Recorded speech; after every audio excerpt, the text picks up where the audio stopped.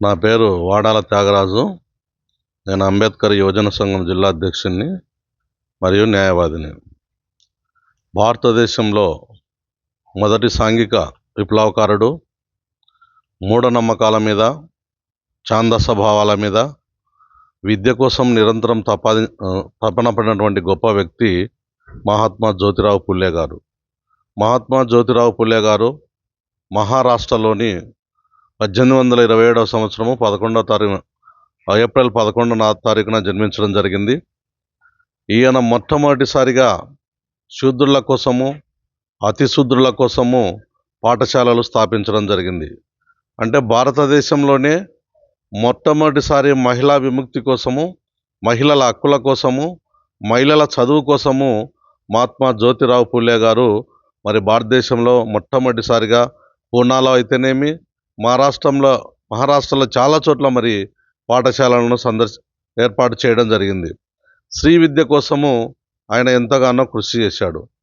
వితంతుల కోసము చిన్న వయసులోనే పెళ్ళిళ్ళు చేసుకొని వితంతులుగా మారినటువంటి వాళ్లకు ఆ రోజు సాంఘికపరమైనటువంటి చాలా ఆంక్షలు ఉన్నప్పుడు అటువంటి వాళ్ళ కోసం ఎన్నో వితంతు శరణాలయాలను ఏర్పాటు చేయడం జరిగింది. తన జీవితంలో తనకు సంతానం లేకపోయినప్పటికీ ఒక వితంతు మహిళకు పుట్టినటువంటి యశ్వంతరావు అనేటువంటి ఒక వ్యక్తిని దత్తత తీసుకొని సొంత కుమారునిగా ఆయన చదివించి ఒక మంచి డాక్టర్ని చేసి ఆయన కూడా ఈ సమాజానికి ఎంతో సేవలు చేసే విధంగా తీర్చిదిద్దడం జరిగింది. మహాత్మా జ్యోతిరావు పుల్లే బాల్య వివాహం చేసుకున్నప్పటికీ తన భార్యను మంచి విద్యావంతురాలుగా చదువు నేర్పి ఆయననే టీచర్ ట్రైనింగ్ చేపించి ఆమెను ఒక మంచి ఉపాధ్యాయురాలుగా తీర్చిదిద్దినటువంటి గొప్ప వ్యక్తి. భారతదేశంలోనే మొదటి మహిళా ఉపాధ్యాయులారు సావిత్రిబాయి పుల్లే గారు.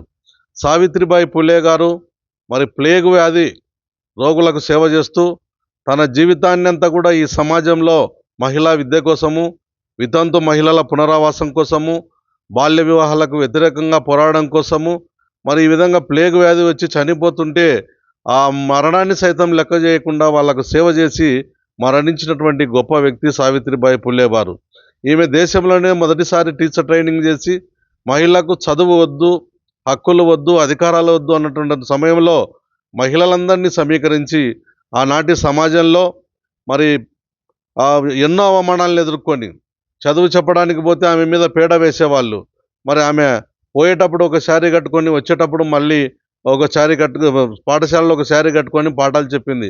అవమానాలను లెక్క చేయకుండా, దౌర్జన్యాలను లెక్క చేయకుండా, అరాచకాలను లెక్క చేయకుండా స్త్రీ విముక్తి కోసము, మహిళా దాస్య విముక్తి కోసము, మహిళల చదువు కోసము, మహిళల హక్కుల కోసము నిరంతరం పోరాడినటువంటి వ్యక్తి సావిత్రిబాయి పుల్లే.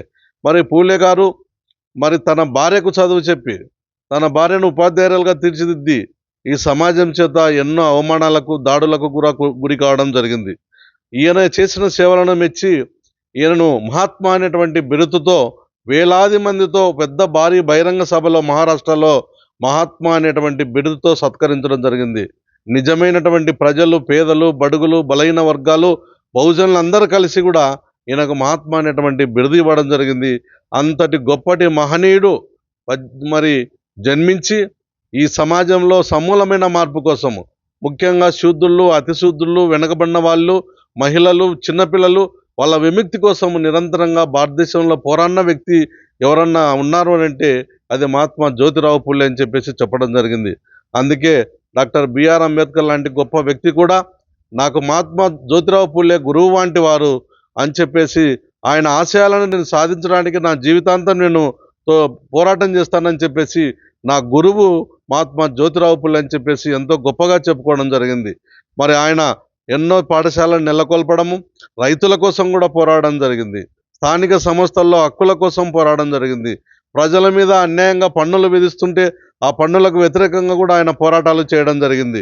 సమాజంలో మొట్టమొదటి రైతు పోరాటాలు చేసినటువంటి గొప్ప వ్యక్తి కూడా మహాత్మా జ్యోతిరావు పుల్లే అని నేను సవిధంగా మనం చేస్తా ఉన్నాను.